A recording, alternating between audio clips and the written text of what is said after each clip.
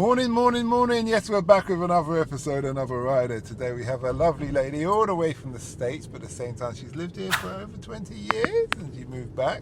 And she's going to tell us about her experience in London and why she moved to London and what life is like in America. And we're just generally going to have a chit chat and see what we can learn. Nice to have you here today, India. Thank you for having me. I'm so excited. Okay, so starting at the beginning, what were you like when you were in school? Oh, what was I like? Yes. I was really chatty. I talked a lot, and I always got in trouble because I talked too much. Part of it was because I was really, really bored. My mind moved a million miles a minute, and so I was really chatty in school. Okay, so would you say you're an extrovert? You know what? I'm an ambivert. Which means that I can do extroversion, but I can also do introversion. So I really like being on my own a lot. Okay, that's good. That's good. So you went through your education at school, and then you decided to come to England. Yes. What was the catalyst that decided you to come to England? Yeah. It was actually my job. So I finished university and I went to work on Wall Street in New York. And the company that I was working for was doing a big merger. And they wanted people to come and come and work on the merger here in London. And I said that I would. And so I came over to London as a part of helping to work on that merger for the bank that I was working for at the time. Okay. And what was your role within the bank? At that time, I was a project manager and I was working on a certain part of the project. So we were merging these two banks together and we had to do an analysis of all the things that had to, like what we would pull together. And so I was running one of the projects to help determine that. What did your family say when you said you're going to move over to here? They were like, okay, bye. No, they were fine. And partially because as a kid, my dad was a diplomat, and so we traveled a lot around the world. Okay. From the time I was probably, I would say 8 or 9 maybe. And so mostly in Asia though, and so they weren't really that moved by me leaving the country because it'd been something that we'd done a lot of, so they weren't surprised. And actually I made my career choice based upon working for companies where I would have that opportunity because I wanted to be able to travel around. Okay, that makes sense. Yeah. What was the biggest culture shock? Coming to London? Yes. And had you been to London before? I had been to London before, and I'd been here a few times for work, so I'd come here a couple of times already. The biggest culture shock, I would say, that's a really hard one. It was such a long time ago, and I feel something about my soul is British in a lot of ways because I spent my whole adult life here, really. But I would say it's language. You know what it was, actually, more than anything, getting to understand the different accents in England from different places. Okay. Like that was the thing, because you always think when you come, like when I came to the UK from the US, I thought all the accents sounded the same. Okay. And now having been here for this amount of time, the culture shock was trying to like figure out what people were saying when sometimes, even though we speak a common language, it didn't sound the same. I would say. Okay. That's Did you make any major military blunders? Okay, I probably shouldn't be saying this out loud, but yes, but not in terms of language, in terms of when I first started to drive, because it's on the other side of the road, isn't it, from where I'm from. I used to always get so dangerously close to other cars because they were so close, because the roads are so much smaller. Yeah. And one time I drove down a road and took off like 5 wing mirrors. Did you stop? I did. I did, but it was still really embarrassing. And I had to leave notes because it was like on a residential road. And actually, it's not far. It was like in Chelsea, and it's like one of those skinny kind of roads. Yeah. And I had to leave notes on everybody's because people weren't out there. And it was like nighttime. So, yeah, that was really bad. Yeah, all the Chelsea tractors, as we call it. Yeah, right. Just taking off the windows. Taking off the wing mirrors. I wasn't in a Chelsea tractor. I was in like a little, at the time. Do you remember that? It was called it was a Renault. It was a McGann. Remember the McGann? Renault McGann. That was what I had. Okay. Back then. Okay. And you've got much more comfortable with our roads now. Oh yeah, now I'm good. You understand that our roads were built for horse and cart. Exactly. Okay, I'm good now. Yeah, that's interesting. But you know what? The funny thing is, London's 2,000 years old. But obviously, not all the buildings are that old. There's not very little remnants that it's old. We had the Great Fire of London and various other things. But New York was built around the same time because you have similar buildings, from what I understand. New York is later. Is it? We have Victorian, Elizabethan buildings, which are the main ones in Georgian. I mean, for us, we were we were later, right? We came later. And so, I mean, the U.S. is really young. I mean, the U.S. is only 400 years old, really, in its current iteration. So 400 years is not very long. And so our buildings, and you know, the first settlers were from here, were from the U.K. So a lot of the architecture looks really similar to things that you'll see here. And like, for example, I always say DC, which is my home city, looks a lot like London because there are height restrictions on the buildings. So you don't have tall buildings. Like, you know, here we have Canary Wharf. There's like, you know, tall buildings out there, and there are some in the city now. But, you know, generally speaking, there's a height restriction on buildings. It's the same in DC. Okay. What can London learn from DC, and what can DC learn from London? So what can London learn from DC? I think, you know, there's something, things have shifted a lot. And I will tell you that the cultures have come pretty close these days. I mean, like, there's still a lot, they're so similar now. When I first came here, it was very different. I found London to be a lot slower. I found people to be a lot more polite. And now it feels like it's starting to come together. It's like somehow some of it's kind of started to merge. But I think that, let me start with what I think DC can learn from London. And it is absolutely about people. And it is that one thing that I will say that I really recognized when I came to London is that, you know, all different kinds of people come together. Like, you have different types of people who kind of merge. The U.S. is super racially segregated, right? So like here, I had friends who were from all different various backgrounds. You don't have that in the U.S. People tend to stay together by their racial groups. And so you don't get any of the richness of culture. And one of the things I'll say around the UK that I do, well, around London specifically, because London is a different place than the rest of the UK, frankly, is that it's nice that you have such a mix of cultures and mix of backgrounds, and people are just kind of, you know, being. Things have shifted here too, but it's nothing like the US in terms of that. So I think that the US could learn that from London. And then I would say what you could learn from us. You know, I will say that people believe in the U.S. particularly, and in D.C., but I say more broadly in the U.S., that anything's possible. Like, there's nothing that is impossible. And that the only barriers you put on yourself are your own. And that is something that people tend to actually believe. So, like, you know, I've heard a lot of people here that will say things like, well, you know, I couldn't do that, or I wouldn't do that, or I wouldn't be able to do that. And that's a very different mindset than a lot of Americans have, just culturally. So I think that's the thing, that really the only limitations you have are the ones you put on yourself. Okay. You've had an interesting life experience. You've been traveling, you've worked here, and obviously you're back in America now. Yeah. What have you learned over the whole experience that you wish you knew when you had started? Oh, you have some great questions. I would say, what would I say? Just that I wish I would have taken a little bit more time to smell the roses and slow down. For the 25 years I was in the investment banking space, you know, I ran for 25 years. And I sprinted for 25 years instead of realizing it was a marathon, and that I should have taken a little bit more time.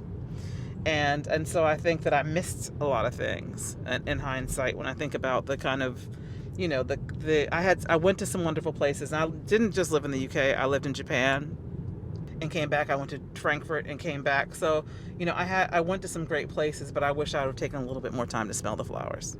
Okay. What was life in Japan like? It is my absolute favorite place in the world. And I probably would have stayed there if it weren't so far away. It was too far, and it was so opposite time zones from everybody else that I cared about, that it made it really hard. But it is such a sleeper destination. And I went there again for work, and it's just an amazing place. Food, fashion, talk about architecture and beautiful buildings. Mm-hmm. It's just a really, really wonderful place. And the people are so kind. They seem, if you don't know Japan and if you don't know Japanese people, they seem quite standoffish, particularly if they don't know you. And a part of that is because they're really concerned about offense. Like offense is a really big thing to them. So offending people is huge in their culture. And so if they can't speak English really well, or if they're not sure what to say or do, they don't do anything. But once you kind of crack that, they are like the most wonderful, warm people in the world. Mm-hmm. Did you go to any, you talk about smelling the roses, did you go to any sumo fights, anything like that? No, I did a lot of traveling though. Like I traveled around Japan a lot. I went to Hiroshima, which was really something to see. Mm-hmm. Like that is... So it's still left as it is? Desolate? Well, not the whole city, but they have a part of a city where they left it as it was, so people would never forget. And It is deep, deep. It's really something. As an American, how did that make you feel? Really sad. You feel super sad when you go into the museum. They have a museum there too. It's just, well, actually, I didn't feel badly because I did it. I just felt badly because I think for humankind, that kind of destruction and that kind of pain and that kind of needless and senseless death, is unnecessary. I understand. I hear you. Mm-hmm. So you loved it. How long did you live in Japan for? Just under 3 years. Okay, so you really... And all the time you were traveling with your kids and... That was pre my youngest ones. Okay. That was pre my youngest ones. And how many children you have? I have 3. Oh, you have 3. Okay. Mm-hmm. That's nice. Any grandchildren? No. I'm too young for that. No. That's what I'm saying anyway. I got grandchildren. Okay. Okay. Well, mm-hmm. You look too young for that too. Well, thank you. I don't know what too young is, but thanks. I take it as a compliment. My oldest son is 26. If somebody was coming to live in England, mm-hmm. what would be your advice to them as an American? Oh, wow. I think that my advice would likely be that it's just an amazingly vibrant city, and that, it's funny because somebody literally just told me that her daughter is going to move here and asked me for my advice on what I would tell her.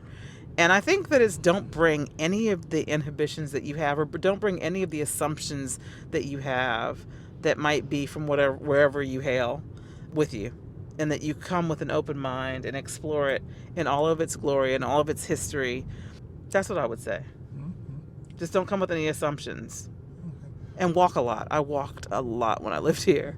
Oh yeah, is DC one of those car towns as well? Every American city is a car town, but there is a lovely and a lot of walking in DC. It's one of the places that you can walk very well, mm-hmm. but a lot of people don't. Okay, yeah. So when I was in Miami, I've got quite a bit of family in America, the various different places. Mm. I wanted to get to the beach, and I walked into this shop, and I said to the man, "There's a beach far from here." Mm. And he said, "Well, it's about half an hour's drive or something." And I said to him, "Can I walk it?" And he went, "Walk it?" Wait, he said, "Walk it?" His eyes went big. It's like, and I said, "Yeah." And he said, "Well, you can try." So I bought a bottle of water, and I said, "Actually, give me a big one and a small one." And I just started walking. And I don't know if he watched me, but I just walked and walked and walked. And then the sun started to come up. So obviously it's Miami, it got very hot. And I thought, okay, what do I do now? I can't remember if I finished walking to the beach or what have you, but I did walk quite far. I speak to quite a few Americans, mm-hmm. and when they talk about, when they come into like a merger or something, there's cultural difference in communication. Mm. Tell us about your experience in that. because it's quite intriguing, the stories I've heard. I mean, I think that, Americans can be quite brash. They say things generally as they are. And that's not necessarily always the British way, right? People will say things, but there are a lot of subtleties. They say things quite subtly, or they don't really say exactly what they mean. But if you are from here, you understand what they mean. But if you're not from here, you can miss those subtleties. So, I'm trying to think of something. I'm married to a Brit. I should know this. I should be able to come up with some good examples of this, except that I think that I've turned him. So he's kind of acting like I act now. But I would say, I think it's that subtlety. I think that there is a British reserve. I think there's a British politeness that Americans haven't mastered. That's something that the Brits didn't bring with them to the U.S. when they came and settled the U.S. They somehow left that part out because the subtlety and the politeness is not something that's as prevalent, I would say. Maybe it's because of there's a lot going on in America at that time, and we don't have time for the etiquette. Perhaps. We just need to get the job done, whatever they're trying to do. Yeah, I think that's probably accurate. Okay. Yeah, I think that's right. Okay. So you're happy to be home now? Yeah. But you're commuting between the two. Yeah, I am. But to be honest, I spent my entire adult life in London. I came here when I was 26. And so, I left here when I was 47 or 48. And so this is more home for me. This is much more home for me because this is where I grew up as an adult. And this is where I chose my friends. Like, they weren't my friends because I went to school with them, or this is where I chose my life, chose my friends. And so London is actually home to me. And while I go back to the States and I live there now and it's still home too, this has equal footing for me in terms of what I would consider to be home. So when I come back here, I always feel like I'm home. Did your family come and visit you here? Yeah, all the time. Siblings? All the time. And how did they take to the country? They loved it. Everybody who's come here has liked it. But I think if you come here with people that you know, it's a different experience than if you come here as a tourist. Right? It's a very different experience if you're here with people you know who are taking you places, that you wouldn't go to necessarily as a tourist because you wouldn't know. Or you wouldn't know the order in which you might go to places because, you're just kind of a tourist. Yeah. So I think they really liked it. They liked it. My parents loved it too. Okay. You've been an interesting guest. Thank you. We much appreciate. What does the future hold for you? Oh, what the future holds for me is, I sit on a couple of boards of companies, and I have my own company as well that does diversity and inclusion leadership work with CEOs and their leadership teams. Okay. And so I think that it's just going to be carrying on, pressing on that. We're in really crazy times. The world is a crazy place. And I think that it's time for us to make some changes to how we operate, how we treat each other, and do the work to make the world what we want it to be. Well, thanks a lot for that. Thank you. And we wish you well. Thank you. And to the listeners out there, thanks again. I hope you learned something from that. And do not forget to check out our sister podcast, Africa Investor Stories, where we talk to people who've invested in Africa from around the world. Goodbye. We hope that episode enhanced your life. We post an interview every day as well as vlogging on our social media channels. Don't forget to subscribe to get our latest episode.